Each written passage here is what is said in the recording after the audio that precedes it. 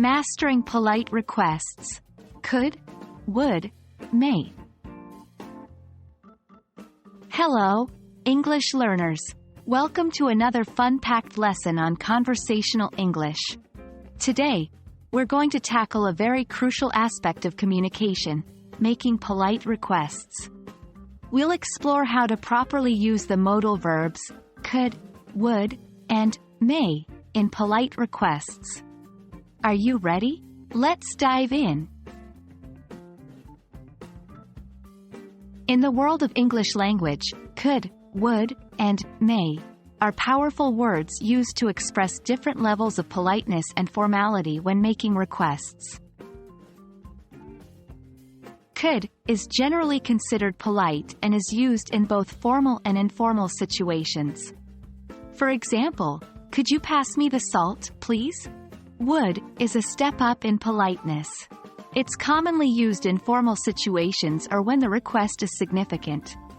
For example, would you mind reviewing my report, please? May is the most formal and is often used in very formal or official situations. For example, may I leave early today, sir? Understanding how to use these modal verbs correctly can make your English sound more natural and polite. Let's put theory into practice with some examples and exercises. 1.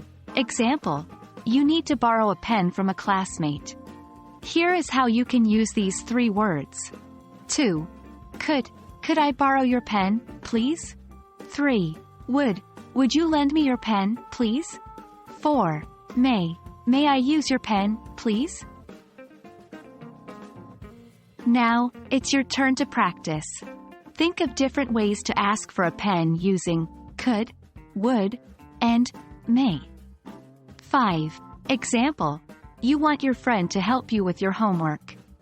Here are some polite ways to ask. 6. Could you help me with my homework? 7. Would you mind helping me with my homework? 8. May I ask for your assistance with my homework? Let's practice.